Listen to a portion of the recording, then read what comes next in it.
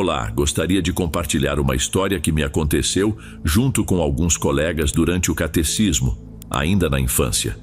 Na época, eu tinha apenas 10 anos e era um dos mais velhos do grupo. Hoje, com 28 anos, essa memória ainda é vívida, como se tivesse ocorrido ontem. Toda vez que relembro essa história, o mesmo medo que senti naquela época ressurge, trazendo de volta pesadelos e a sensação de reviver aqueles dias. Mas enfim, essa é a minha história. Minha mãe me levava ao catecismo todos os sábados, em uma pequena igreja na nossa colônia, que ficava bem próxima de casa. Às vezes, eu ia com meus colegas, que também eram meus vizinhos. A igreja estava situada no fim da nossa colônia, e atrás dela havia apenas uma área de mato. Atrás da igreja, lembro-me de um pequeno edifício, que um dia fora um convento, mas que naquela época estava desativado e sempre trancado. As aulas que ocorriam ao ar livre em frente à igreja eram uma delícia para nós crianças, já que não gostávamos de ficar em ambientes fechados. As aulas eram ministradas apenas por freiras. Comecei a frequentá-las junto com um amigo que morava ao lado. Antes do início, tínhamos sempre que cantar dentro da igreja e fazer algumas orações. Tudo corria normalmente até que algo começou a me inquietar profundamente. Atrás do altar, onde o padre celebrava a missa, havia uma porta ao lado, e eu percebi uma freira me observando de maneira fria. Era uma mulher de pele muito pálida, com olhos negros penetrantes, que não desviava o olhar de mim, o que me deixou extremamente desconfortável. Comentei sobre isso com meu amigo, que também a viu. Ele sugeriu que talvez fosse a Madre Superiora, pois na nossa inocência não entendíamos bem os termos na época. Achamos que ela estava apenas supervisionando para garantir que as outras freiras cumprissem suas tarefas. No entanto, concordamos que havia algo de muito imponente e assustador naquela figura.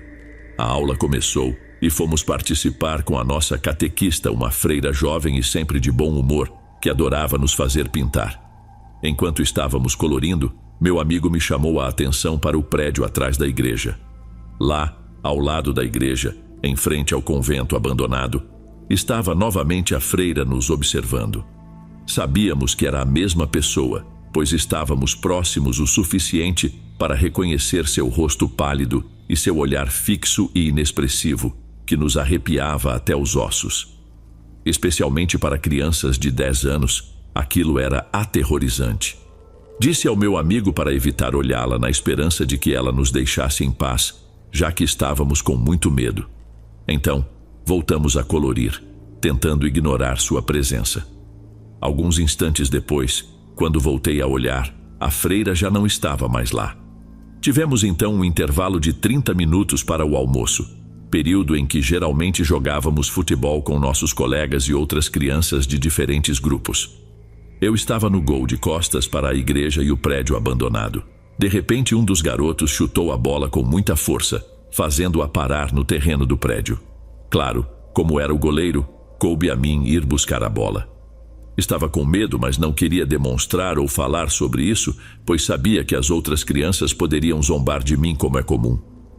Com muito esforço, juntei coragem e comecei a caminhar na direção em que a bola havia caído. A cada passo me afastava mais dos meus colegas, que estavam bebendo água. Andava devagar, pois o medo era paralisante, e por mais que procurasse, não conseguia encontrar a bola em lugar algum. Já estava nos fundos da igreja e não conseguia mais ver meus amigos, e eles também não podiam me ver. Continuei a busca, olhando para o chão, quando de repente tive a ideia de olhar para cima. Foi então que algo me fez congelar, incapaz de me mover por alguns segundos. Em uma das janelas do prédio abandonado, lá dentro, estava a mesma freira aterrorizante, com o rosto pálido e os olhos negros penetrantes. Ao vê-la, fiquei completamente imóvel, meu coração disparado. Não sabia o que fazer e tinha medo de me mexer, temendo que ela me seguisse. Finalmente, ouvi a voz do meu amigo me chamando, e quando me virei, vi que ele estava vindo em minha direção, perguntando onde estava a bola e por que eu estava demorando tanto. Ele disse que todos estavam esperando e que o intervalo estava quase acabando. Não expliquei nada a ele, apenas disse que não conseguia encontrar a bola e que a estava procurando por toda parte. Ele então se ofereceu para me ajudar, mas mesmo com nossa busca, nunca a encontramos. No fundo, eu sabia que não a encontraríamos. Após isso, voltamos e contamos aos outros o que havia acontecido com a bola. O garoto, que era o dono, ficou chateado com o amigo que a chutou para longe e pediu ajuda para encontrá-la, pois temia a repreensão da mãe se voltasse para casa sem ela. No entanto, o sino da igreja tocou, sinalizando o fim do intervalo, e todos tivemos que voltar para a aula. A senhora responsável pela limpeza da igreja nos viu no terreno do prédio e perguntou o que estávamos fazendo ali, já que não tínhamos permissão para estar naquele lugar. Contamos a ela sobre a bola, e ela respondeu que provavelmente nunca a encontraríamos, mas pediu que saíssemos dali imediatamente, pois não era permitido estar lá. Não nos ocorreu perguntar por que ela achava que nunca encontraríamos a bola, mas obedecemos e nos afastamos.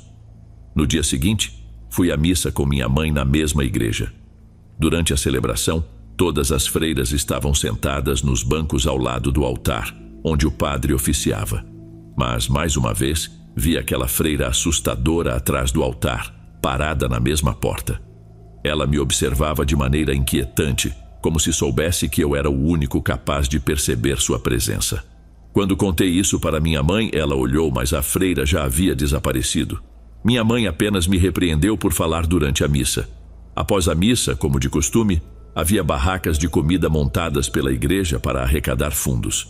Eu sempre me encontrava com meus colegas lá, enquanto nossas mães compravam algo. Foi nesse ambiente que começamos a trocar experiências. Um garoto mais velho perguntou se alguém já tinha visto uma freira que costumava nos observar do prédio abandonado. Muitos confirmaram que sim e confessaram que tinham muito medo dela, embora não soubessem quem era. Fiquei surpreso, pois pensei que só nós a tivéssemos visto, mas aparentemente não era o caso. Esse mesmo garoto sugeriu que todos fôssemos à igreja naquela tarde para procurar a bola e investigar o que havia dentro do prédio. Todos concordaram, como se fosse uma grande aventura. Contudo, apenas eu, meu amigo, o dono da bola e seu irmão mais velho fomos. Os outros, por serem muito pequenos, não foram autorizados a sair de casa. Era por volta das 6 da tarde, e minha mãe permitiu que eu ficasse até às 8, hora em que sempre voltávamos para casa. A igreja estava fechada e não havia ninguém por perto. O dia estava nublado e ameaçava chover, o que deixava o ambiente ainda mais assustador. Éramos 4 crianças, caminhando até o prédio. O garoto mais velho sugeriu que nos dividíssemos em duplas. Eles procurariam a bola atrás do prédio e nós na frente. Relutantemente concordamos, e eu e meu amigo começamos a andar pelo terreno. De repente, ouvimos os outros 2 gritando e corremos para ver o que estava acontecendo. Eles tinham visto a freira novamente, observando-os da esquina do prédio. Um dos garotos disse que ela sorriu para eles, mas seus dentes eram afiados e sujos, conforme ele descreveu. Assustado, declarou que preferia ficar sem a bola e ir embora, que já não se importava mais. Nós também estávamos prestes a sair, pois não parecia haver mais sentido em permanecer ali. No entanto, o garoto mais velho nos desafiou a continuar e tentar entrar no prédio para descobrir quem era aquela mulher. É claro que eu estava apavorado, mas não queria que ele contasse aos outros colegas que estávamos com medo. Então concordamos em ficar. As portas do prédio estavam trancadas e as janelas tinham grades. Tentamos forçar as portas, mas sem sucesso. O dia escurecia rapidamente e a atmosfera se tornava cada vez mais aterrorizante. Tentamos mais algumas vezes, mas não conseguimos entrar. Foi então que ouvimos passos sobre folhas secas ao lado do prédio, perto de uma grande árvore. Ficamos em silêncio tentando escutar. De repente, além dos passos, ouvimos um lamento feminino que arrepiou todos os pelos do nosso corpo. Talvez você se pergunte se corremos para longe, mas não. Em vez disso, nos aproximamos lentamente, curiosos. E foi então que vimos a cena que nos traumatizaria por anos e me faria implorar à minha mãe que nunca mais me levasse àquela igreja. Pendurada naquela enorme árvore estava a mesma mulher, com uma corda ao redor do pescoço, mas ela sorria para nós. No chão estava a bola que tanto procurávamos.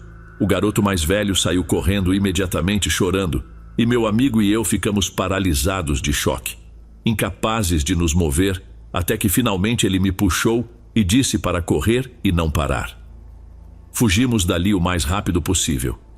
Cheguei em casa, mas não sei ao certo quando, pois parecia que havia perdido completamente a noção do tempo e da realidade.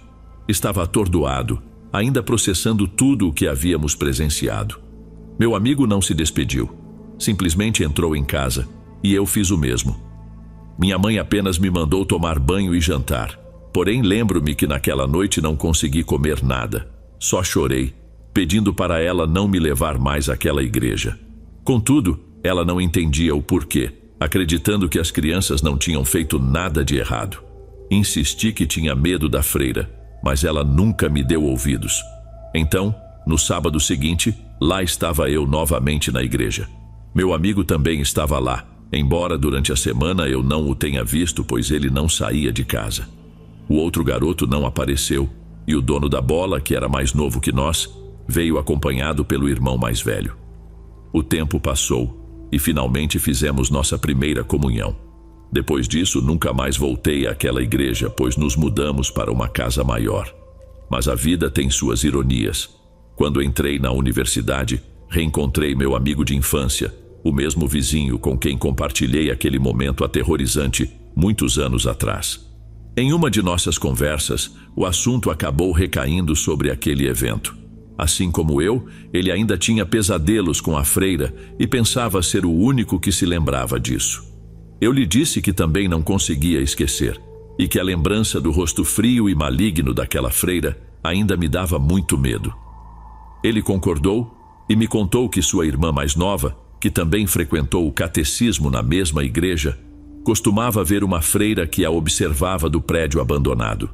Ela e as amigas comentavam que a freira sussurrava para elas de dentro de um quarto trancado, pedindo que abrissem a porta, mas, ao olhar pelas janelas, não viam ninguém. Sua irmã sempre acreditou que era a mesma freira que vimos, e algo muito sinistro estava acontecendo ali. A história que ele ouviu dizia que uma mulher chamada Sofia havia sido forçada a entrar no convento pelos pais, que não a queriam. Sofia nunca quis ser freira, mas, sem ter para onde ir, acabou cedendo. Quando descobriu que estava grávida, a Madre Superiora a expulsou, e ela jurou que se livraria do bebê e voltaria. No dia seguinte, encontraram Sofia enforcada na árvore próxima ao prédio. A história parecia saída de um filme de terror, e depois de ouvi-la, meu medo em relação ao que vivemos só aumentou. Desde essa conversa, nunca mais tive vontade de voltar àquela igreja. Minha mãe nunca soube o motivo, pois não entendia por que eu não queria voltar.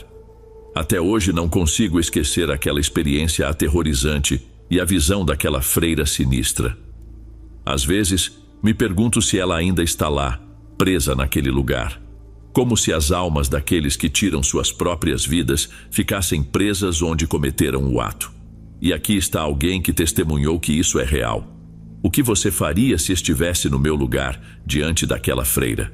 Gostaria de ler sua opinião nos comentários. Estou curioso para saber como você lidaria com essa situação. Estamos só começando. Vamos para o próximo relato.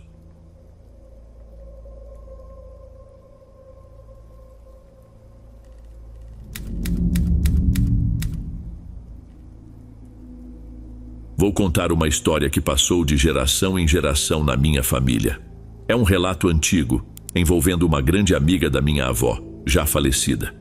Eu não cheguei a conhecer a tia Carol, mas minha mãe, que a conheceu quando criança, me contou essa história diversas vezes.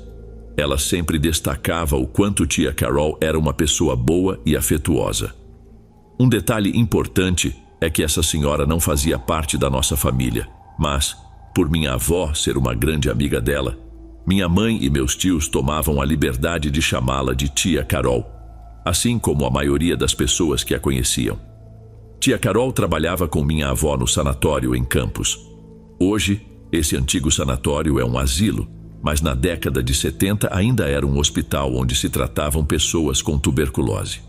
Quem conhece a história de Campos do Jordão sabe que, quando a cidade foi fundada, havia vários hospitais especializados em tratar tuberculose e outras doenças pulmonares, por conta do ar puro que garantia uma recuperação mais rápida aos pacientes. Naquela época, o sanatório já era administrado por freiras, assim como ainda é hoje em dia. E tia Carol era responsável pela cozinha, acendendo o fogo e esquentando o tacho de água para preparar o café das freiras e dos pacientes, além das demais refeições do dia. Para cumprir essa tarefa, ela acordava muito cedo, por volta das 5 horas da manhã. O trabalho era árduo. Imagine só, acender um fogão a lenha todos os dias. Isso leva tempo. Por isso tia Carol gostava de adiantar seu serviço, além de ser um costume antigo. Ela morava numa casinha simples nos fundos do sanatório, que fazia parte da estrutura do hospital. Naquela época, a maioria das pessoas que trabalhava em hospitais morava dentro da própria propriedade ou em casas próximas. E com tia Carol não era diferente. Assim que se levantava às 5 da manhã, ela fazia o mesmo trajeto todos os dias, da sua casinha até a cozinha do sanatório, e ali começava sua árdua rotina.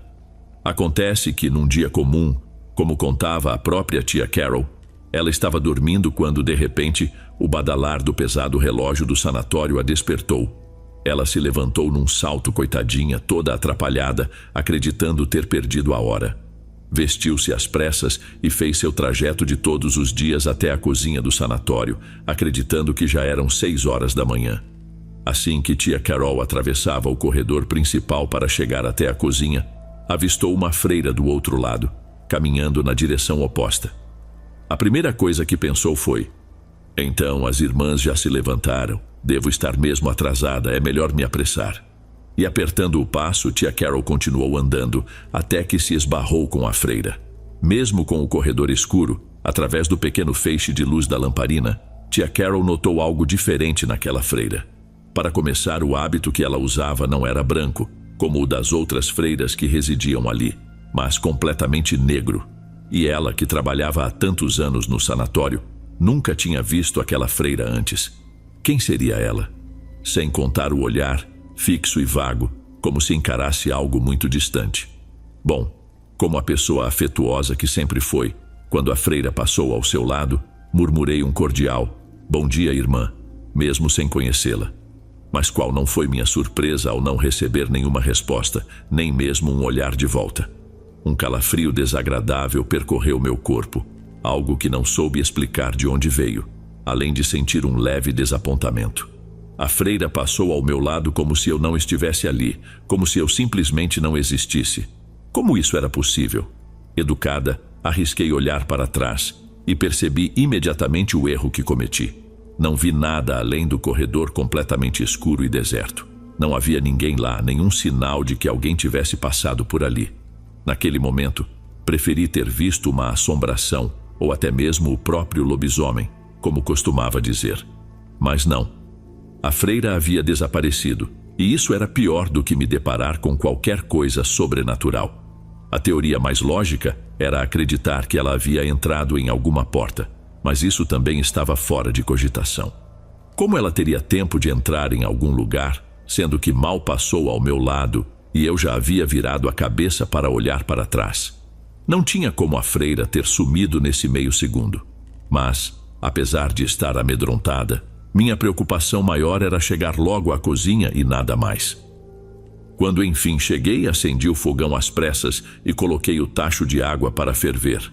Assim que fui preparar o café, percebi que o pó estava em falta e concluí que precisava ir até a despensa para reabastecer a lata.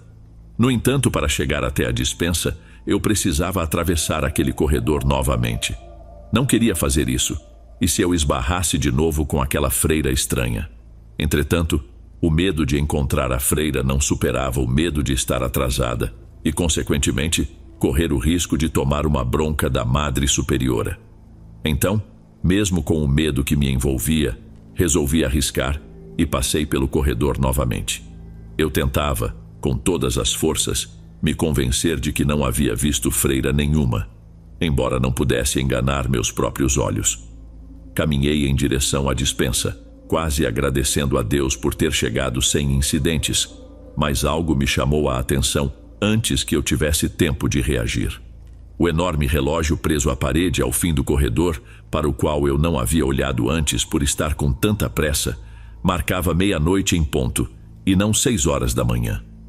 Fiquei paralisada, enquanto o pânico invadia meu corpo lentamente, meus olhos esbugalhados fixos nos ponteiros. Como isso era possível? Minha mão, trêmula, soltou a lata, que caiu ao chão com um estrondo no corredor, e nem tive forças para voltar e recolhê-la. Colocando o sebo nas canelas, como eu mesma costumava dizer, corri de volta para a cozinha o mais rápido que pude.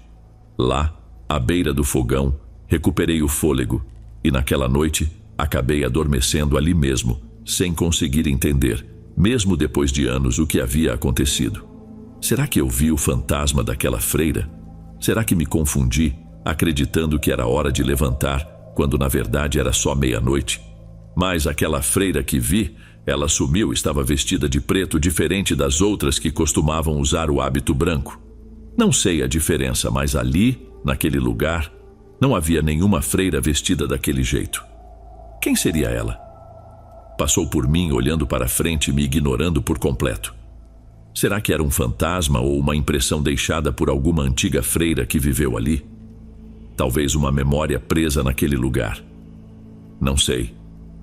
Deixo para vocês tirarem suas próprias conclusões, mas, por favor, mantenham o respeito nos comentários. E bom, vamos para o próximo relato.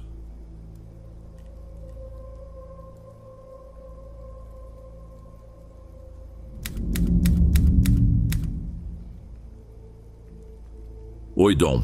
Me chamo Beatriz, mas pode me chamar só de Bia. Tenho 17 anos e moro em uma cidade do Rio Grande do Sul. O relato que vou contar aconteceu comigo quando eu tinha cerca de 9 anos. Naquela época, eu estudava em uma escola católica.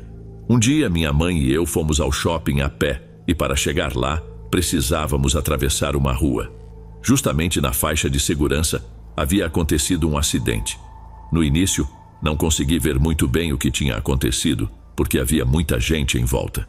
Mas, movida pela curiosidade, me afastei da minha mãe e saí correndo, passando pelas pessoas para tentar ver o que estava acontecendo. Foi então que vi que quem havia sofrido o acidente era uma freira da minha escola. Ela tinha acabado de sair de uma missa na igreja que fica em frente à faixa de segurança. O carro não parou e a atingiu em cheio. Ela faleceu na hora. Ainda lembro que quando me aproximei havia policiais e um deles me disse: "Curiosidade mata, menininha." Eu só ri. Minha mãe logo conseguiu me alcançar e me puxou dali. Fomos ao shopping, como planejado, e a vida seguiu normalmente. Cerca de uma semana depois, estava no turno estendido da escola. Para quem não sabe, é um período extra em que as crianças podem ficar na escola caso os pais não possam buscá-las no final da aula, o que era o meu caso. Havia uma salinha onde podíamos assistir a filmes, e eu e alguns colegas estávamos lá. Era por volta das 7 da noite e ainda estava claro. Eu estava distraída conversando com uma colega que vou chamar de Jade, quando de repente vi algo preto atrás dela pela janela. Parecia vir da pracinha ao lado da salinha, em direção ao estacionamento que ficava do outro lado. Aquela coisa passou rápido, e eu não vi muitos detalhes. Gritei: "Olha ali, Jade!" E apontei para a janela, mas quando ela virou, já não tinha mais nada lá. Nós duas corremos até a porta que dava acesso ao lado de fora para tentar ver aquela coisa, mas não havia nada. Voltamos para a salinha e, para minha surpresa, a coisa apareceu de novo. Dessa vez a Jade também viu, e eu pude enxergar com mais detalhes. Era algo que flutuava e parecia estar usando uma capa que ia até o chão. A coisa segurava a capa na frente do rosto, então não dava para ver quem ou o que era. Ficamos muito assustadas. Contei para a Jade sobre o acidente que tinha ocorrido com a freira. Depois de um tempo, todos os colegas e a Jade foram embora, e só fiquei eu e a professora. Saímos da salinha e íamos para a portaria esperar minha mãe. No caminho passamos por um túnel que tinha um pátio de recreação em cima. Enquanto passávamos, ouvimos uma risada macabra, muito alta. Não podia ser uma pessoa, porque já era tarde da noite e não havia ninguém na escola, além de mim, da professora e do moço da portaria. A professora estava ao meu lado, então não poderia ter sido ela. O som não vinha de onde estávamos, mas do pátio, e o moço da portaria não poderia ser porque ele estava longe, e a risada era de mulher. Não sei se tem alguma ligação com a freira ou não, mas queria saber a opinião de vocês sobre isso. Muito obrigada por ler o meu relato.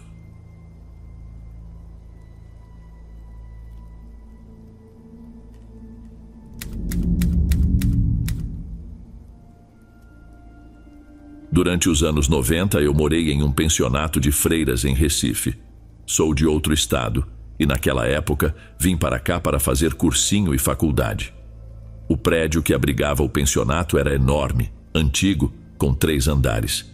Ele já tinha servido como quartel, hospital e escola.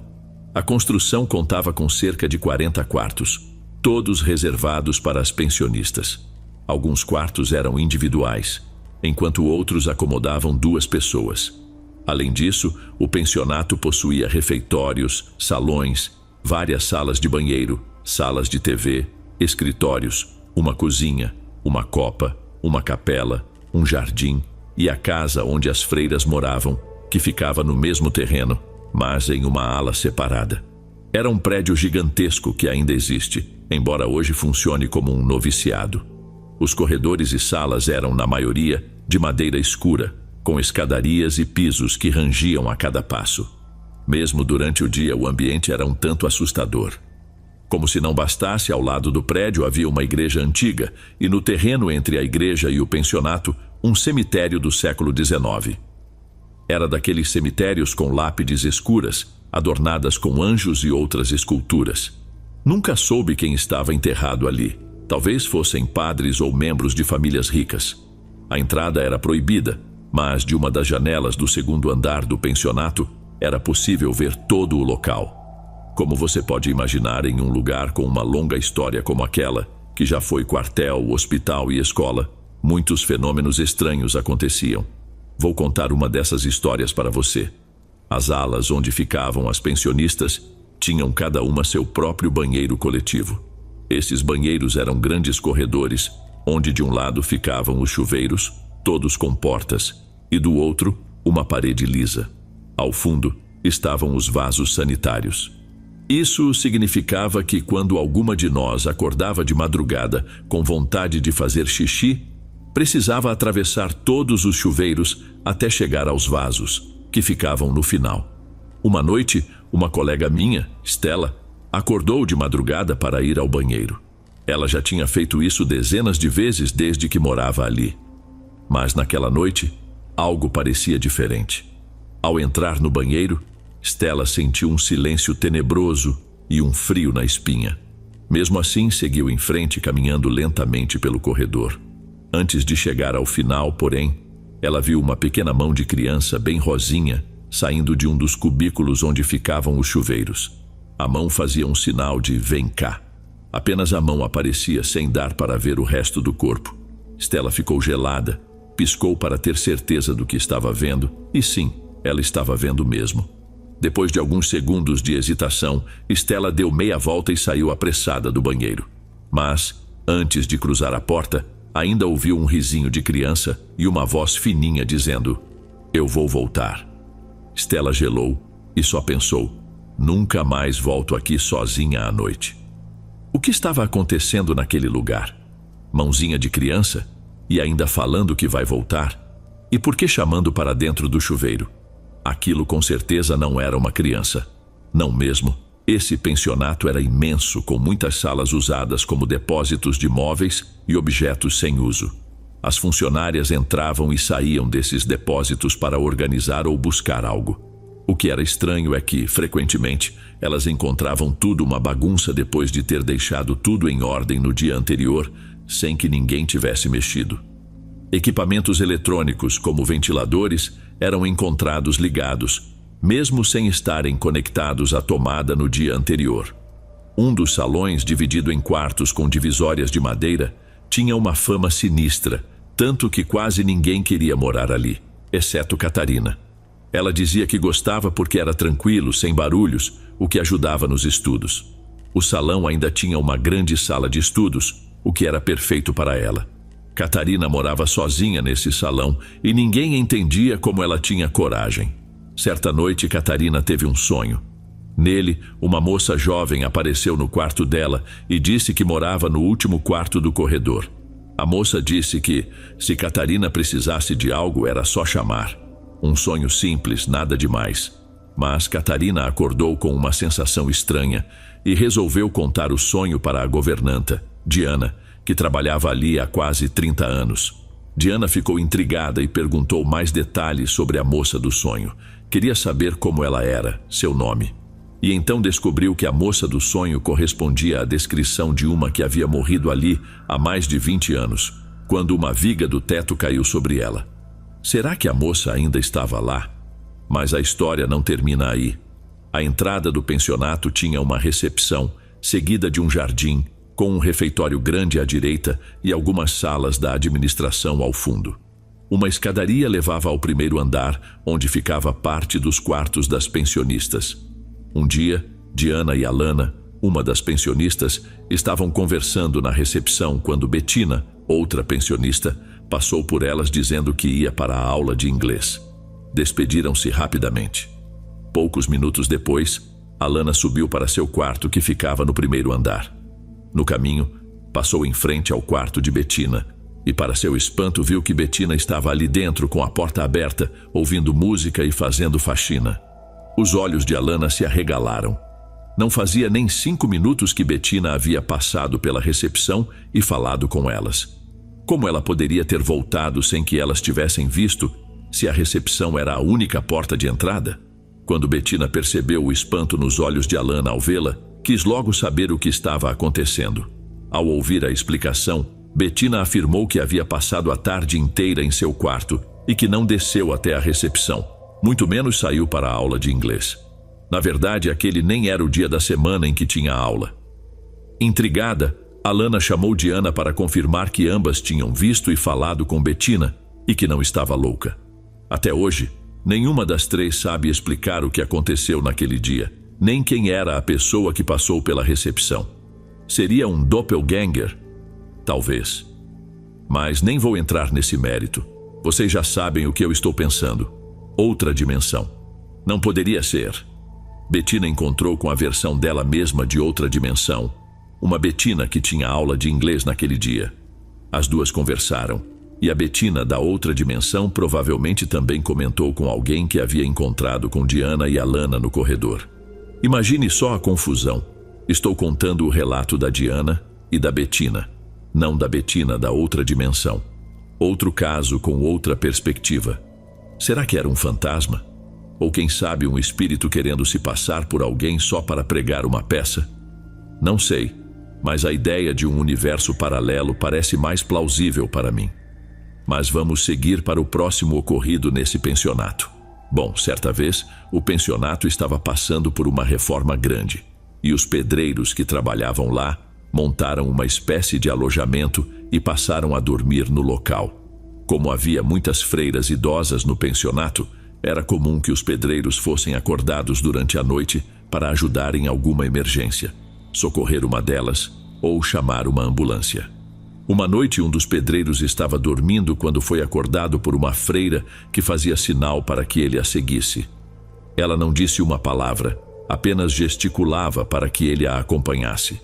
O pedreiro, achando que se tratava de mais uma emergência, seguiu a freira. Mas algo estava errado. Ela andava rápido, percorrendo caminhos aleatórios pelos corredores escuros do prédio antigo, subindo e descendo escadas, desaparecendo em uma curva para logo depois reaparecer em outra. O pedreiro foi ficando irritado sem entender o que estava acontecendo. Ele começou a questionar em voz alta para onde estavam indo. E nesse momento, a freira desapareceu numa curva do corredor. Quando ele a seguiu, não havia mais ninguém lá. Todas as portas das salas daquele corredor estavam trancadas. No dia seguinte, o pedreiro pediu demissão da obra e nunca mais voltou. Bom, essas foram algumas das histórias que aconteceram nesse pensionato.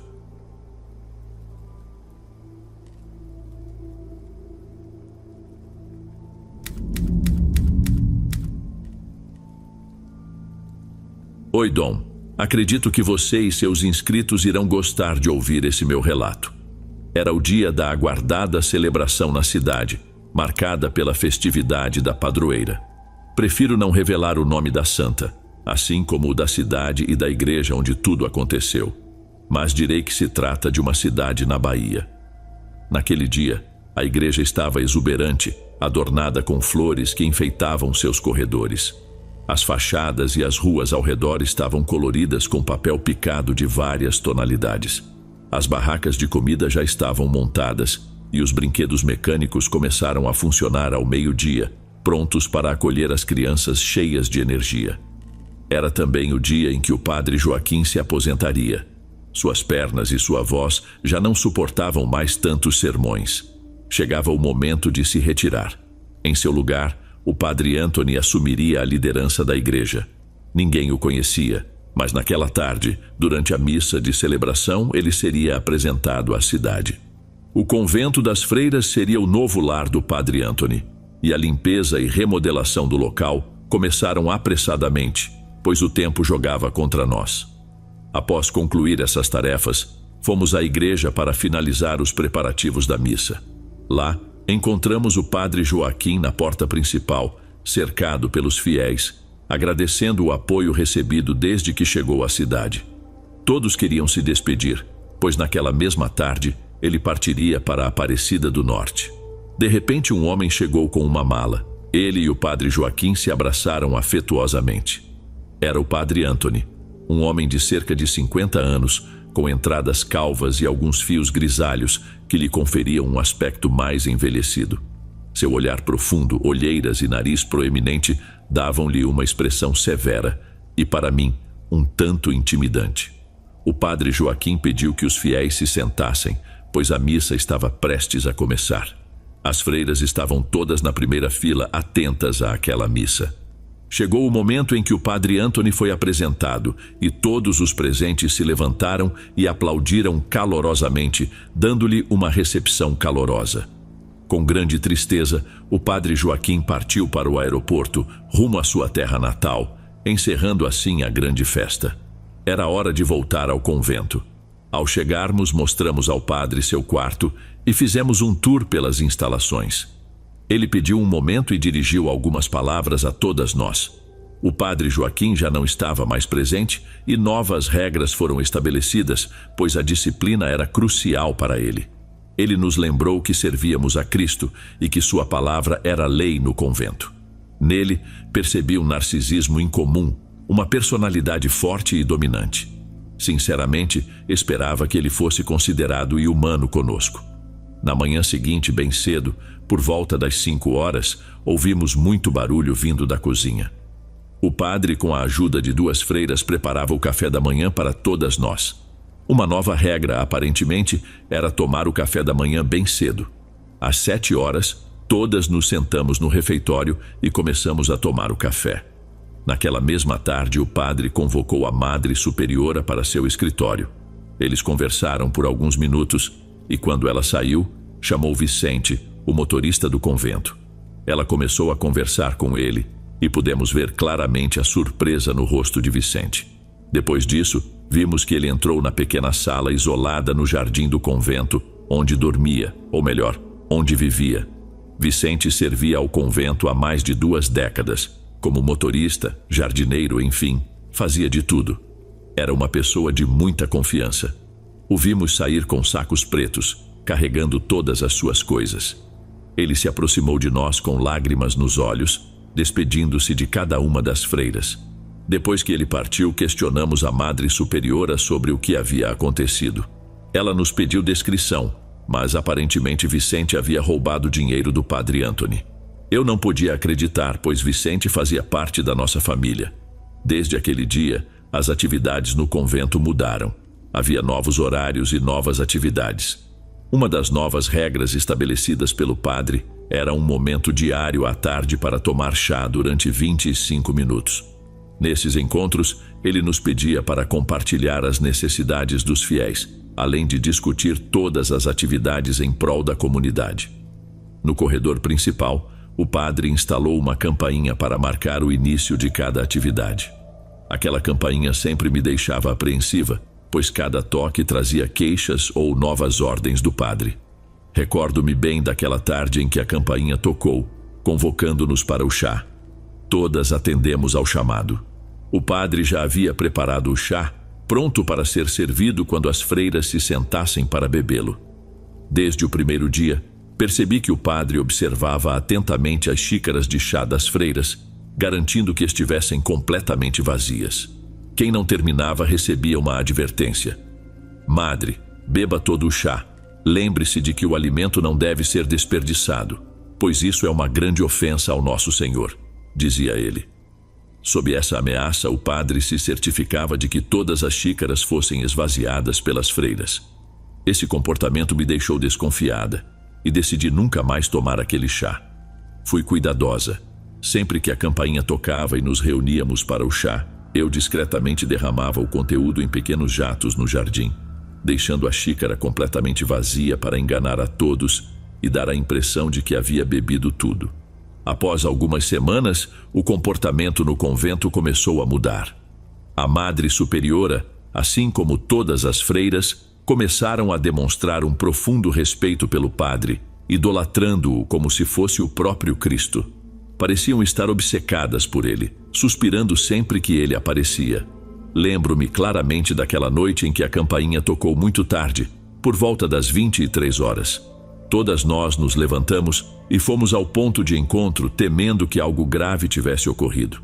Ao chegarmos, encontramos o padre com uma expressão furiosa.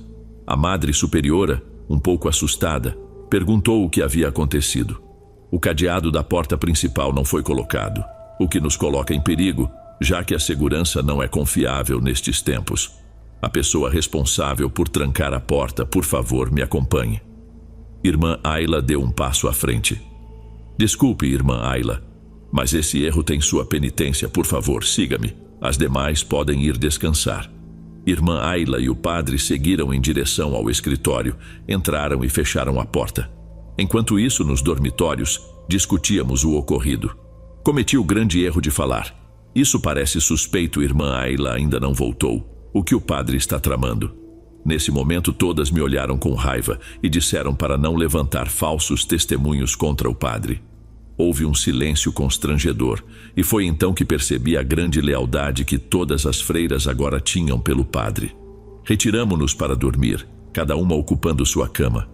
Na manhã seguinte, ao acordar, encontramos a irmã Ayla ainda deitada em sua cama, dormindo profundamente. Todas nós corremos até ela, curiosas para saber o que havia acontecido.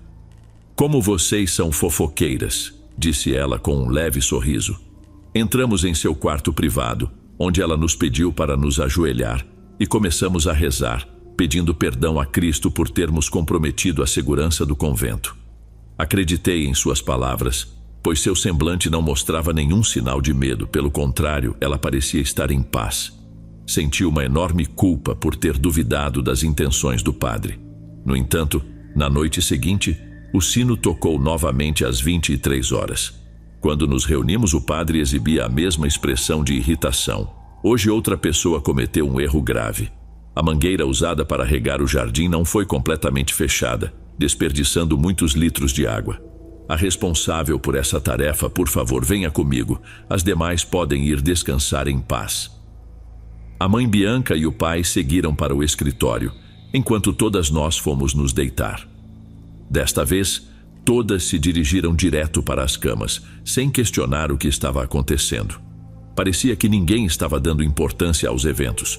Presumiam que Bianca apenas rezaria e pediria perdão por seu erro. Mas eu não conseguia dormir. A intriga e a incongruência da situação me deixavam inquieta e eu não conseguia entender por que as outras irmãs não estavam preocupadas com esses acontecimentos, encarando tudo com naturalidade. Quando todas estavam dormindo, decidi me levantar da cama. Fui até a parte de trás do escritório, onde havia uma janela no banheiro. Coloquei um balde, subi nele e, através da janela, consegui observar parte do que estava acontecendo lá dentro. Vi a Madre Bianca ajoelhada diante do Padre Anthony, mas ela não estava rezando ou pedindo perdão. As calças do padre estavam no chão, e ele mantinha uma mão sobre a cabeça de Madre Bianca, que se movia para frente e para trás de maneira repetitiva. Meu rosto se encheu de terror e imediatamente corri de volta para o dormitório. Aquela noite, não consegui dormir. Depois de algumas horas, ouvi a porta do dormitório se abrir. Madre Bianca entrou. Fingi estar dormindo. Ela foi para a cama, se cobriu e adormeceu rapidamente. Eu me perguntava como Madre Bianca e as outras irmãs conseguiam estar tão tranquilas, sem demonstrar qualquer trauma diante de eventos tão horríveis. Alguns dias se passaram e eu estava extremamente ansiosa com o que presenciei no convento. Tudo seguia normalmente. À tarde, o sino tocou novamente para o chá, mas desta vez, após todas as freiras beberem o chá, o padre voltou a encher suas xícaras para que bebessem mais um pouco. O ambiente era estranho, com todas as freiras ao redor do padre, prestando muita atenção em suas histórias. Parecia haver um clima de flerte por parte das freiras. Na noite seguinte, o sino voltou a soar às 23 horas e fomos atender ao chamado. A mesma expressão de raiva estava no rosto do padre. Estou muito decepcionado. Cada vez há mais penitências a pagar. Sei que Cristo no céu também estaria desapontado com seus erros. Hoje percebi que os altares de nossa santa padroeira estão cobertos de poeira e as flores murcharam. Por favor, a responsável por essa manutenção, venha comigo. As outras podem ir descansar em paz.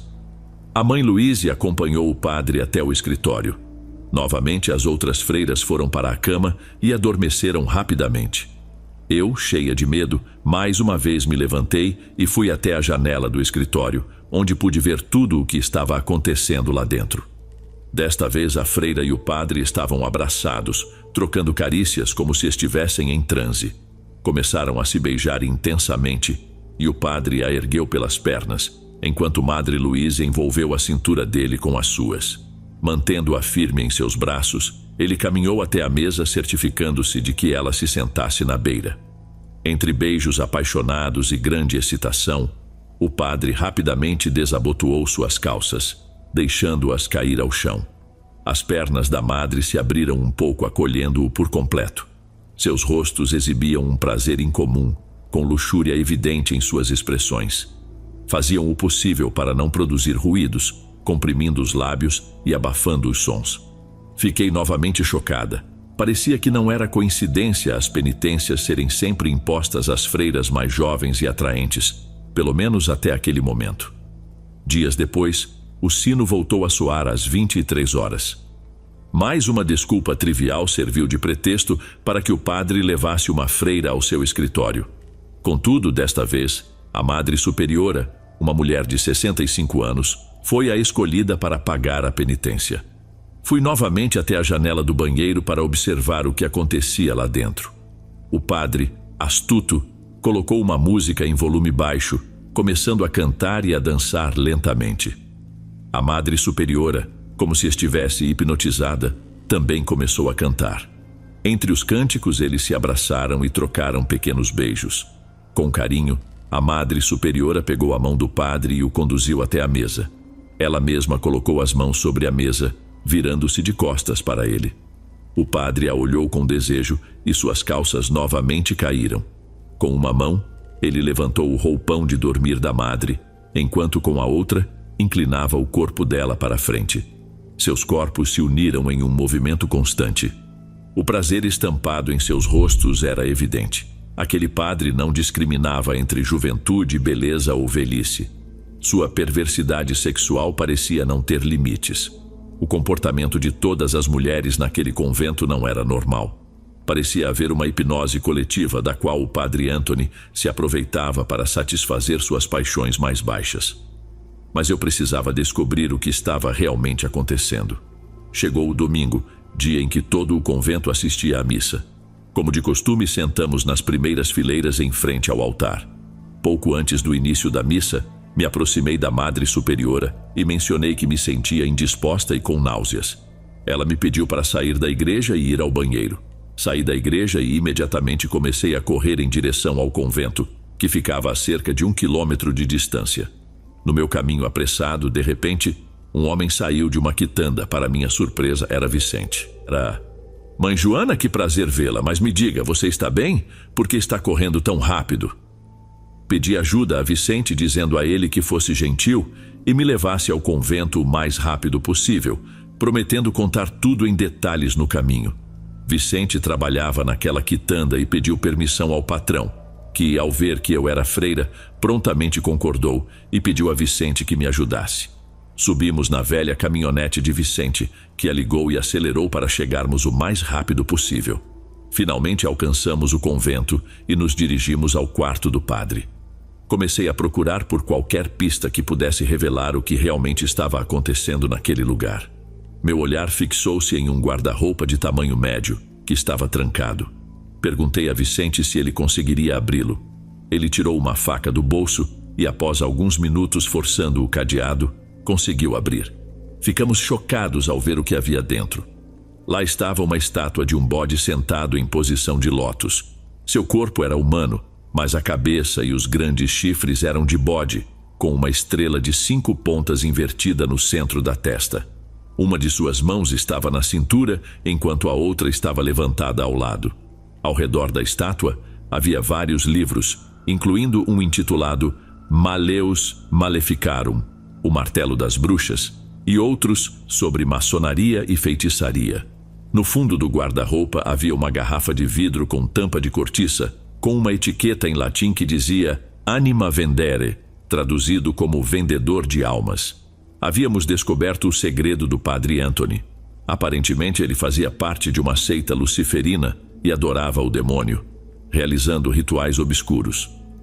O líquido naquela garrafa provavelmente era o que ele adicionava ao chá que servia às freiras todas as tardes, ajudando-o a manipulá-las e mantê-las sob seu controle, como uma espécie de feitiço. O padre levava uma vida dupla. Enquanto pregava a palavra de Cristo em público, em segredo adorava Lúcifer. Colocamos tudo de volta no lugar, fechamos o guarda-roupa e trancamos o cadeado. Saímos do quarto do padre e retornamos à caminhonete de Vicente. Ele também estava visivelmente abalado com o que havia visto. Decidi então contar-lhe tudo o que estava acontecendo. Além disso, Vicente também havia sido vítima do padre, perdendo seu emprego devido a uma mentira inventada por ele. Agora entendíamos por que o padre não queria Vicente no convento. Cada detalhe que eu narrava deixava Vicente mais surpreso. Contei tudo, inclusive sobre o sino que tocava às 23 horas e sobre como o padre levava uma freira ao escritório para abusá-la. Pedi a Vicente que fosse extremamente discreto e ele, por sua vez, pediu para ajudar. Ele tinha grande estima por todas as freiras e era doloroso para ele vê-las sofrendo daquela maneira. Vicente prometeu que todas as noites estaria no convento às 23 horas. E se ouvisse o sino tocar, pularia o muro para entrar no escritório do padre, a fim de testemunhar o que estava acontecendo e depois denunciá-lo à polícia. Ele me levou de volta à igreja, onde desci para me sentar novamente no banco em frente ao altar. Cheguei 5 minutos antes do término da missa. Quando isso aconteceu, a Madre Superiora se aproximou de mim e perguntou se eu estava me sentindo melhor. Respondi que sim, que estava um pouco melhor. Ao final, ajudamos o padre a organizar suas coisas e todos voltamos juntos para o convento. Durante 2 dias, o sino não tocou à noite. No entanto, no 3º dia, ele soou novamente. Quando nos reunimos, lá estava o padre, mais uma vez, irritado. Eu só esperava ouvir mais uma de suas desculpas para uma penitência. Todos esperávamos para ver qual freira seria sua próxima vítima. Hoje percebi um erro grave. Parece que a pessoa encarregada de limpar as garrafas de vinho consagrado danificou algumas rolhas, derramando muito vinho e deixando várias garrafas vazias. Meu sangue gelou ao ouvir isso, pois eu era a responsável pela limpeza dessas garrafas. Tentei argumentar com o padre, dizendo que isso era impossível, que deveria haver algum engano. Todas as freiras rapidamente me olharam com desconfiança por contrariar o padre. Naquele momento, nenhuma delas parecia mais temer as penitências. Pelo contrário, olhavam para o padre com olhos cheios de amor e desejavam ser escolhidas independentemente do que acontecesse. Não discutirei. Acompanhe-me. Todas as outras podem ir descansar em paz. Comecei a andar ao lado do padre, entramos no escritório e ele fechou a porta atrás de nós. Madre Joana, aproxime-se. É a primeira vez que pagará por seus erros, mas acredite, Cristo a perdoará. Além disso, você vai gostar do castigo. O padre se aproximou de mim, segurou minha mão e me puxou com força, abraçando minha cintura e começando a beijar meu pescoço vorazmente, como uma fera. Tudo aconteceu tão rápido e eu estava tão assustada que não consegui me mexer. Após alguns segundos, meu corpo reagiu e com meus 2 braços empurrei o padre para longe de mim. Ele me olhou com raiva e surpresa, perguntando por que eu não era tão dócil quanto as outras freiras. Parece que alguém não tomou seu chá, mas não me importo, madre. Eu já estava querendo você. Se não cooperar, não sairá viva daqui. Ele se lançou sobre mim, segurando meus braços com força, e começamos a lutar. Mas ele era mais forte, e acabamos caindo no chão, onde ele começou a me beijar à força, rasgando minha batina e tocando meu corpo de maneira grotesca. Nesse momento, um forte golpe na porta foi ouvido e a porta se abriu bruscamente. Era Vicente. Ele tinha vindo me resgatar e imediatamente correu na direção do padre, tirando-o de cima de mim. Maldito! O que você está fazendo aqui, seu idiota? O padre se lançou sobre ele e os dois começaram a lutar, trocando golpes. O padre pegou um crucifixo e golpeou Vicente com força nas costas, fazendo-o cair no chão. Ele então subiu sobre Vicente, dominando-o e desferindo uma enxurrada de golpes. Vicente tentou proteger seu rosto como pôde, mas conseguiu alcançar o bolso e corajosamente puxou uma faca. Com ela, começou a apunhalar o abdômen do padre, que logo desmaiou, sangrando muito. Vicente me olhou com medo, pois não pretendia causar tanto dano ao padre. Gritos e choros começaram a ecoar, e todas as freiras entraram no escritório para ajudar a cuidar das feridas do padre. Algumas correram para fora do convento, gritando por socorro. Implorei a Vicente que fugisse dali, que saísse o mais rápido possível. Quando ele deixou o convento, vários moradores já estavam informados do que havia ocorrido. As freiras corriam pela vila, aterrorizadas, contando a todos sobre o ato brutal. Uma grande multidão se reuniu e, ao ver Vicente fugindo, todos foram atrás dele. Corri também, tentando alcançá-lo, tentando convencer os moradores de que ele não era culpado, que só estava tentando me ajudar. Mas ninguém me ouviu. Estavam tomados pela raiva. Infelizmente, Vicente foi alcançado por eles e centenas de golpes brutais o atingiram, até que seu corpo não aguentasse mais. Ele caiu inconsciente no chão, mas os golpes continuaram sem piedade. Testemunhei com grande tristeza o dono da mercearia, que era o patrão de Vicente, chutando repetidamente sua cabeça, cheio de ódio. A lealdade que Vicente havia mostrado ao seu patrão durante toda a vida não impediu que ele mostrasse crueldade em sua morte. Naquele momento, Vicente já havia perdido a vida. Diante de todos, ele foi reduzido a nada e ninguém reivindicou seu corpo. Com o tempo, Vicente foi esquecido, transformado em pó. Com a morte do padre Anthony, houve um grande velório, que parecia mais uma celebração na vila. Desde aquele dia, ele foi lembrado como um santo, alguém que protegeu suas freiras e o convento de uma tentativa de roubo, segundo as autoridades. Mesmo após a morte do padre, as freiras mantiveram grande fidelidade a ele, cuidando de ocultar tudo o que estava no guarda-roupa, como se não quisessem manchar seu nome. Nenhuma delas denunciou os abusos que ele cometeu, e suas declarações sempre o exaltaram. Ninguém revelou o verdadeiro abusador e feiticeiro que ele era. Parecia que ainda estavam sob o efeito daquele poderoso feitiço do qual foram vítimas. Diante dessa situação, eu não pude confessar a verdade. Sabia que ninguém acreditaria em mim, apenas pensariam que eu estava louca. No entanto, houve consequências pelos atos do padre. A madre Bianca e outra freira engravidaram. Os bebês que nasceram foram adotados pelo convento como se fossem crianças sem lar. Todas as freiras diziam que esses bebês foram deixados na porta do convento, e diante da falta de adotantes, o convento os acolheu para educá-los e dar-lhes um lar. As freiras conseguiram guardar muito bem esse segredo. Muitos anos depois, descobri que um convento liderado pelo padre Anthony havia sido demolido. Nos jardins, foram encontrados restos de fetos abortados, pouco desenvolvidos. Aparentemente, o padre passou grande parte de sua vida realizando feitiços nas freiras, sem importar a cidade ou o convento onde estivesse. A decepção que vivi naquele convento me fez decidir deixar os hábitos. Ainda sou muito devota a Cristo e à minha religião. Sei que nem todos os padres praticam as atrocidades que o padre Anthony praticava. Ele pregava tanto a palavra de Cristo quanto a de Lúcifer, além de ser praticante de bruxaria. Eu sei que há padres que são fiéis a Cristo. Bom, Este é o meu testemunho.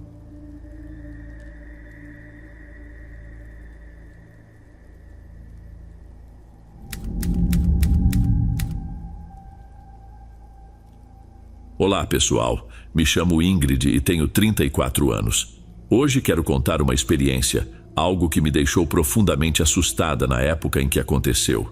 Eu tinha 29 anos e estava namorando quem hoje é meu marido. Nos encontrávamos todo final de semana, já que morávamos em cidades diferentes. Sempre que possível, eu passava o fim de semana na casa dele. Em um desses finais de semana, lembro que no quarto onde eu dormia na casa dele, havia 2 camas.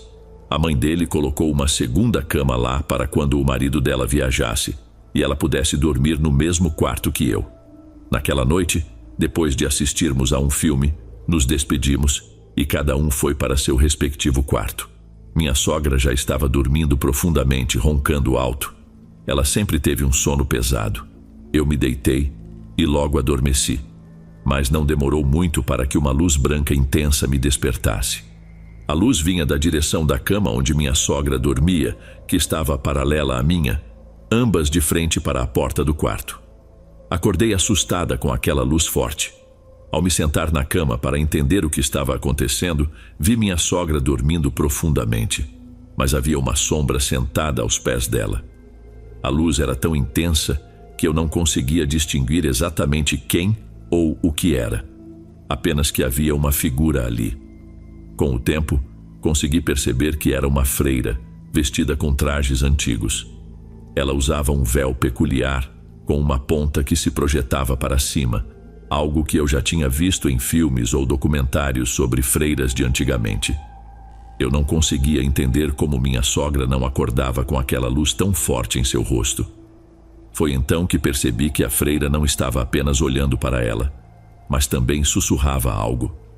Ela repetiu a mesma palavra 3 vezes. Berta. Ela tinha os olhos fechados e falava como se eu não estivesse ali, como se não me visse. Fiquei paralisada, sem conseguir reagir por um tempo. Mas depois de entender o que estava acontecendo, saí correndo do quarto em pânico, derrubando o ventilador que estava no meio das 2 camas e fazendo um barulho enorme, já que ele estava ligado em cima de um banco. O barulho acabou acordando meu marido, que dormia no quarto ao lado com o filho dele. Minha sogra, no entanto, nem se mexeu. Eu estava chorando quando ele veio até mim e perguntou o que havia acontecido. Olhei novamente para o quarto, mas não havia mais nada ali. Ele entrou, arrumou o ventilador que eu havia derrubado e então descemos as escadas.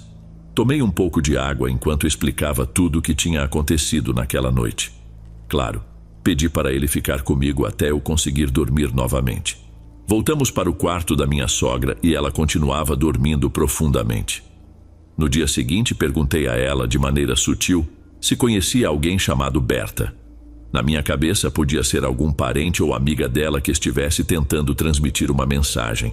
Apesar de saber que minha sogra era uma católica fervorosa e resistente a esse tipo de conversa, decidi contar-lhe o que havia acontecido.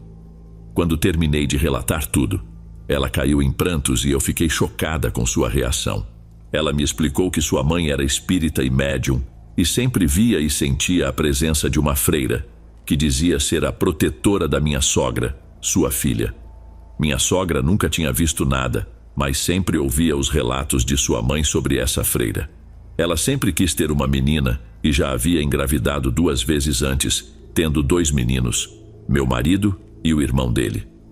Quando descobriu que estava grávida novamente, sua mãe teve um sonho em que a freira entregava a ela uma menina recém-nascida, dizendo: "Eis que o nome dela será Rosália."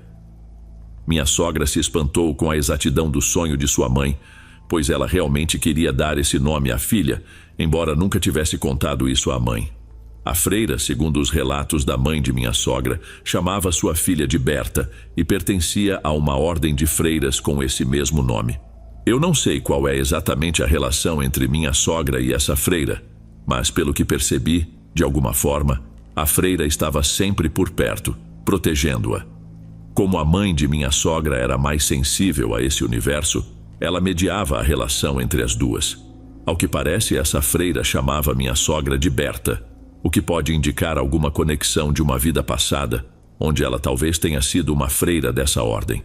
Mesmo com o susto, acredito que foi uma manifestação de proteção, uma luz de outra vida que continua a cuidar dela.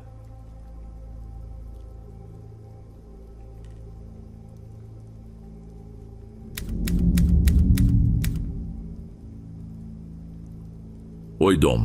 Hoje finalmente criei coragem para compartilhar meu relato. Meu nome é Sandra, tenho 28 anos e moro em Minas Gerais. Quando essa história aconteceu, eu tinha entre 8 e 10 anos. Não lembro exatamente minha idade, mas era por aí. A escola onde eu estudava na época era bastante famosa e muito rígida. Se você não estivesse com o uniforme completo, todo branco e sapato preto, eles te mandavam de volta para casa. As professoras também eram bem severas. Lembro que estava fazendo uma atividade em sala de aula quando, de repente, senti uma vontade incontrolável de ir ao banheiro. O mais estranho era que eu não tinha essa vontade antes, mas de repente parecia que eu ia fazer xixi nas calças.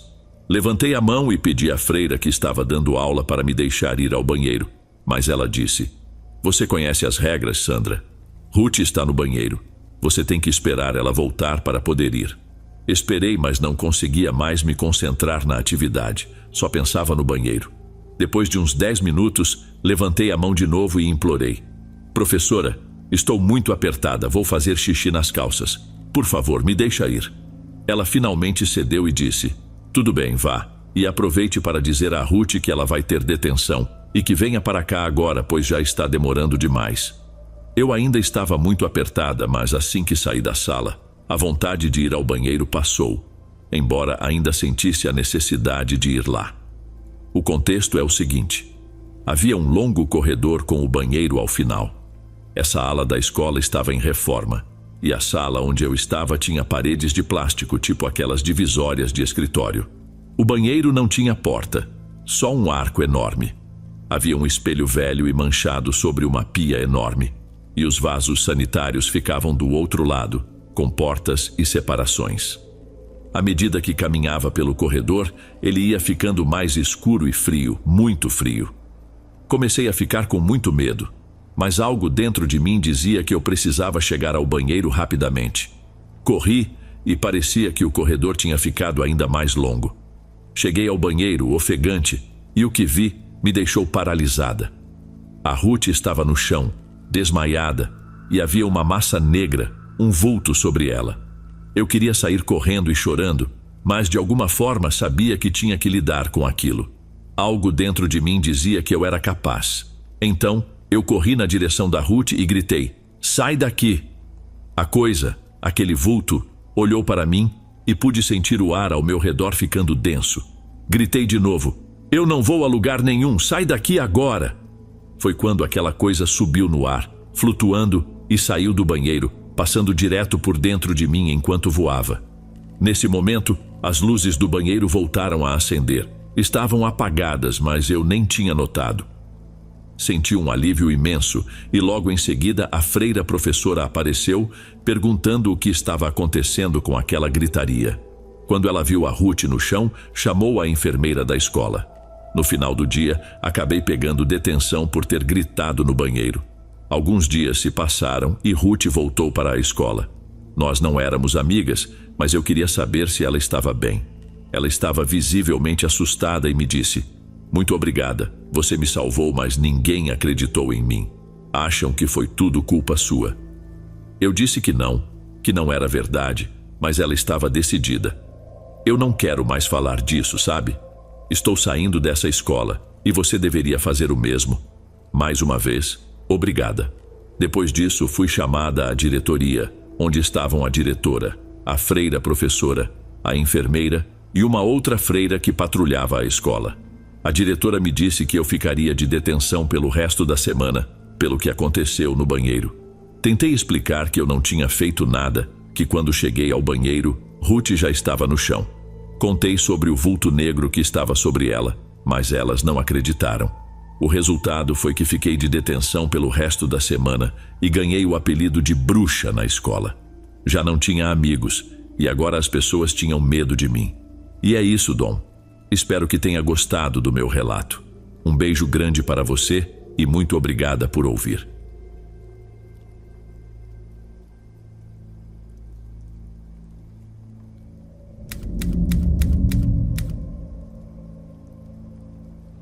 Como católicos, muitos de nós compartilham a lembrança de frequentar o catecismo e assistir às missas aos domingos. No entanto, no meio dessas experiências religiosas comuns, ocasionalmente acontecem eventos extraordinários que desafiam nossa percepção do mundo espiritual.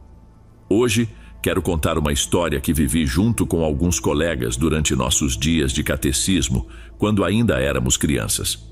Eu tinha cerca de 10 anos na época, mas as lembranças desses acontecimentos ainda me perseguem como se tivessem ocorrido ontem. Sempre que relembro essa história, um arrepio percorre minha espinha, revivendo aqueles dias de intenso medo. Assim, convido você a mergulhar nessa narrativa onde realidade e sobrenatural se entrelaçam, desafiando nossa compreensão do que é possível em um ambiente aparentemente sagrado. Essa história se passou comigo e outros colegas quando eu tinha 10 anos, sendo um dos mais velhos do grupo. Hoje, aos 28 anos, recordo esses eventos como se tivessem ocorrido ontem. Cada vez que conto essa história, sinto os mesmos arrepios e o terror que senti na época, como se aqueles dias estivessem se repetindo. Mas enfim, aqui está a minha história.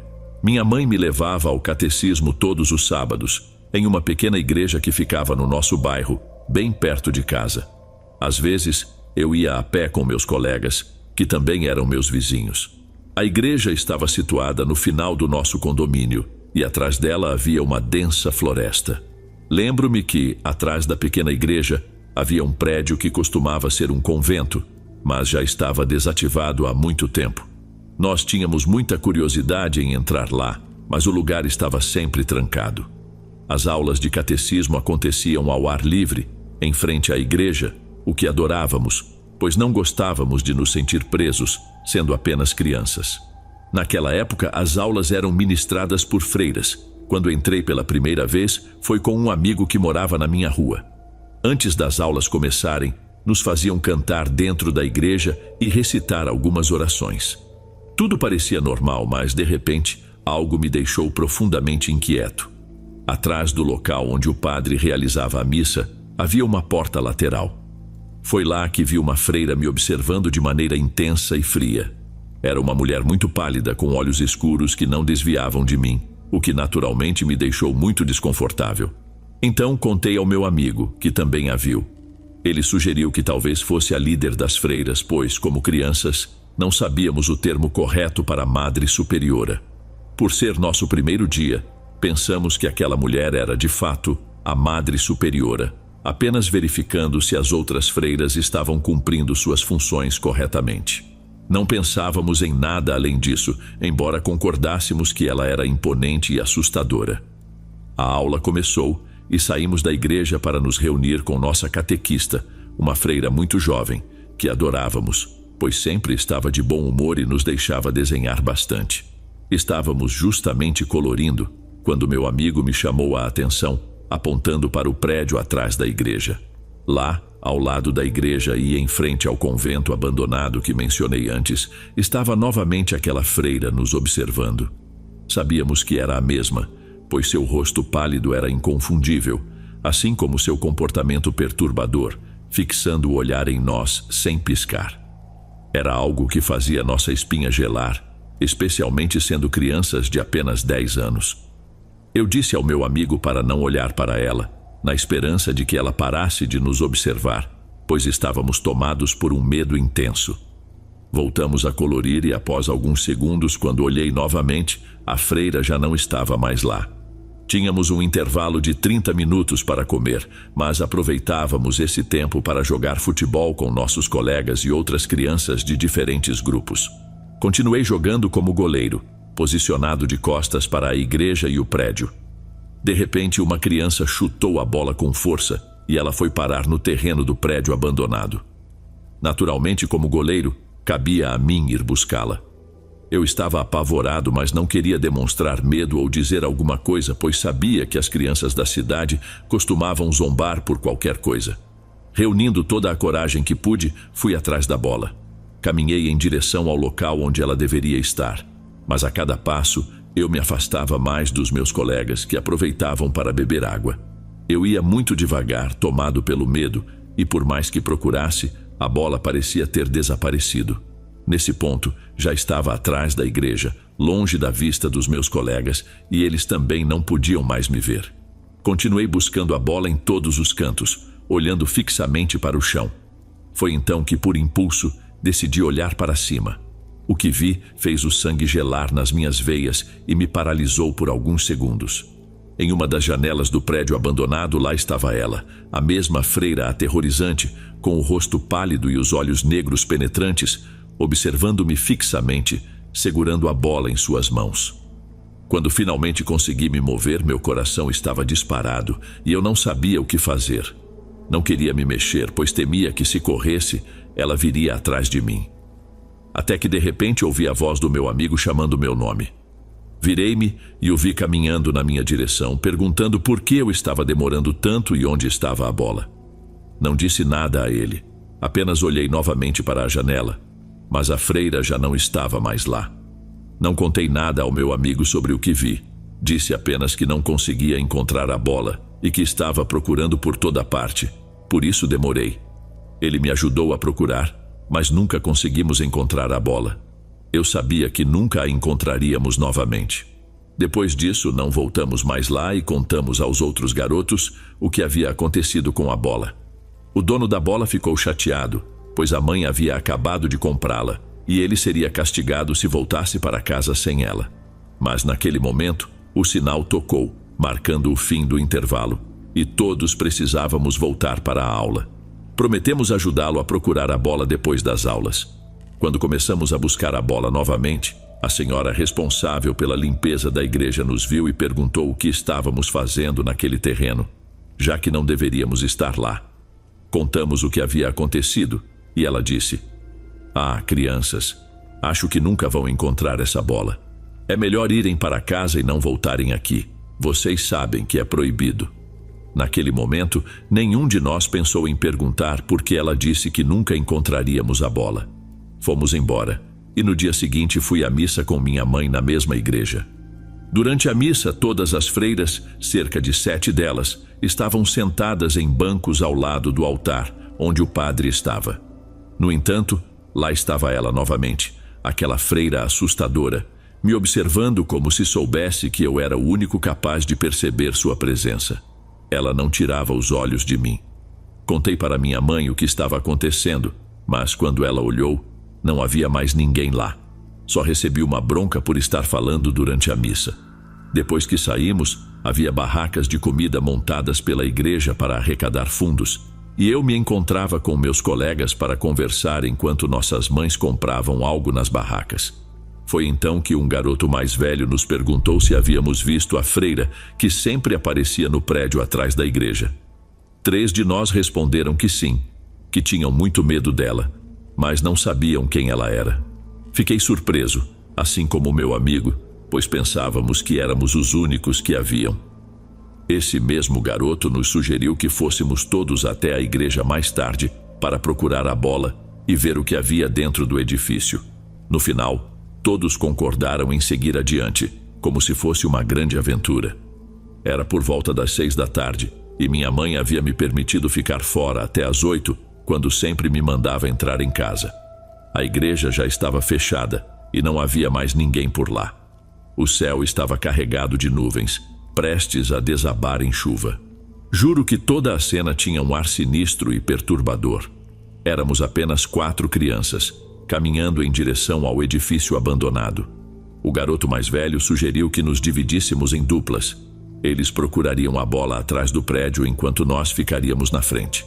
Embora eu estivesse morto de medo, segui as instruções, sem demonstrar meu receio. Então meu amigo e eu começamos a explorar o terreno. De repente, ouvimos os outros 2 gritando. Corremos para ver o que estava acontecendo e eles nos contaram que tinham visto uma freira observando-os na esquina do edifício.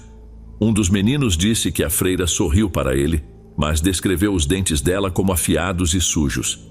Ele estava tão assustado que decidiu ir embora imediatamente, dizendo que não se importava mais em encontrar a bola. Nós também estávamos prontos para sair, afinal, se ele tinha desistido, não fazia mais sentido continuar. Porém, o garoto mais velho nos desafiou a ficar e tentar entrar no prédio para ver aquela mulher. Embora o medo estivesse estampado em nossos rostos, não podíamos arriscar que ele contasse para os outros que tínhamos ficado com medo. Então, ficamos. As portas do edifício estavam trancadas e as janelas protegidas por grades. Tentamos forçar as portas, mas sem sucesso. O ambiente começava a escurecer, tornando tudo ainda mais assustador. Sentíamos um desconforto crescente. De repente, ouvimos passos pisando em folhas secas ao lado do edifício, onde havia uma grande árvore. Ficamos em silêncio tentando captar cada som, e não eram apenas passos. Também ouvimos um lamento, o lamento de uma mulher, que fazia a pele arrepiar. Se você está se perguntando se fugimos, a resposta é não. Nos aproximamos lentamente para ver de onde vinha o som, ingênuos como éramos. Foi então que presenciamos a imagem que me traumatizou por anos e me fez implorar para que minha mãe não me levasse mais à igreja.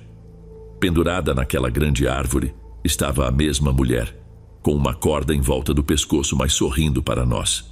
E no chão, lá estava a bola que tanto procurávamos. O garoto mais velho saiu correndo imediatamente, chorando. Meu amigo e eu ficamos paralisados, chocados, até que ele me puxou, gritando para corrermos sem parar. Fugimos de lá o mais rápido que pudemos. Quando cheguei em casa, não sei nem ao certo como foi. Era como se eu tivesse perdido a noção do tempo e do que estava acontecendo. Estava atordoado, ainda processando o que tínhamos visto. Meu amigo nem se despediu de mim, correu direto para dentro de casa e eu fiz o mesmo. Minha mãe apenas me disse para tomar um banho e descer para jantar. Lembro-me bem de que naquela noite não consegui comer nada. Apenas chorei, implorando a ela para não me levar mais àquela igreja. Mas claro, ela não entendia o porquê. Pensava que as crianças haviam aprontado alguma travessura. Eu insistia, dizendo que não, que havia uma freira lá que me aterrorizava, e pedi que me mudasse para outra igreja. No entanto, minha mãe nunca aceitou. No sábado seguinte, ela me levou de volta. Meu amigo, a quem não vi durante toda a semana porque ele não saía mais de casa, estava lá. O outro menino não apareceu naquele dia, e o dono da bola, mais jovem que nós, veio acompanhado por seu irmão mais velho, que ficou no carro vigiando.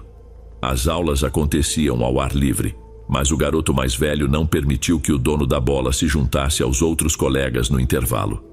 Meu amigo e eu decidimos entrar na igreja para almoçar em um dos bancos, pois não queríamos mais ficar lá fora brincando.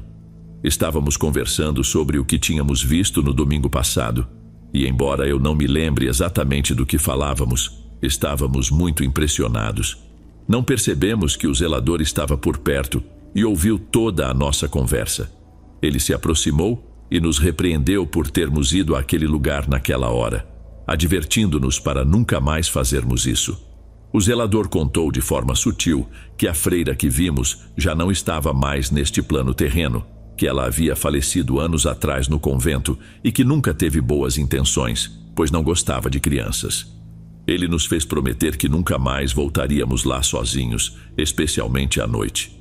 Concordamos prontamente, pois também não tínhamos o menor desejo de retornar àquele lugar. O tempo passou e finalmente fizemos a primeira comunhão. Nunca mais voltei àquela igreja porque nos mudamos para uma casa maior. Mas que coisa curiosa é a vida, não é? Na universidade onde estudei, reencontrei meu amigo de infância, aquele com quem compartilhei aquele momento de terror tantos anos atrás. Um dia, durante uma conversa, ele trouxe à tona o que aconteceu, revelando que, assim como eu, ainda tinha pesadelos com aquela freira. Ele disse que pensava ser o único a lembrar-se disso, pois já haviam se passado muitos anos. Eu respondi que era impossível esquecer, que era difícil acreditar que tivesse sido real. Ele confirmou, dizendo que era real, sem dúvida. Contou que sua irmã mais nova, que também frequentava o catecismo, mencionava a ele que ela e suas amigas viam uma freira que as assustava muito, sempre observando-as daquele prédio. Sua irmã até relatou que um dia, durante uma arrecadação de alimentos para vítimas de um furacão, elas estavam encarregadas de levar as doações para um dos quartos daquele prédio. Como eram as mais velhas, Essa tarefa ficou a cargo delas. Em uma ocasião, ao entrar com sacolas de compras, elas ouviram uma voz sussurrando do outro lado da porta trancada: "Venham, abram a porta, venham." Apavoradas, largaram tudo e saíram correndo, pois sabiam que aquele quarto estava sempre trancado. E pela janela podiam ver que não havia ninguém lá. A irmã dele sempre acreditou que era a mesma freira falando com elas, tentando fazer algo com elas. Fiquei impressionado ao ouvir que aquela freira ainda estava naquele lugar. Meu amigo me disse que, segundo sua irmã, as freiras que davam aula tinham apenas 17 anos e suas amigas conversavam com ela durante os intervalos. Foi assim que ficaram sabendo da história dessa freira que assombrava o local. De acordo com o que ouviram, a mulher tirou a própria vida naquele lugar, e seu nome era Raquel. Ela nunca quis ser freira. Seus pais a colocaram lá para se livrarem dela, pois não a queriam. Certo dia descobriu que estava grávida e a Madre Superiora, ao saber, a expulsou do convento. Raquel pediu que a deixassem ficar, oferecendo-se para tirar o que tinha dentro dela, mas a Madre Superiora, enojada, jogou suas coisas pela janela e a expulsou numa noite gelada. Raquel nunca saiu dali. No dia seguinte, foi encontrada pendurada na árvore que ainda permanece naquele lugar. Parece um filme de terror, e depois de ouvir isso, fiquei ainda mais assustado ao lembrar do que experimentei. Meu amigo e eu concordamos que não restava dúvida de que aquela freira ainda estava lá, presa naquele lugar. Entendo que pessoas que tiram a própria vida nunca conseguem transcender, ficando presas onde cometeram o ato. E aqui está a prova viva de que isso é real. Esses foram os relatos de hoje. Espero que tenham gostado. Vou deixar como sugestão mais 2 vídeos aqui na tela. Tenho certeza que também irão gostar. Até a próxima.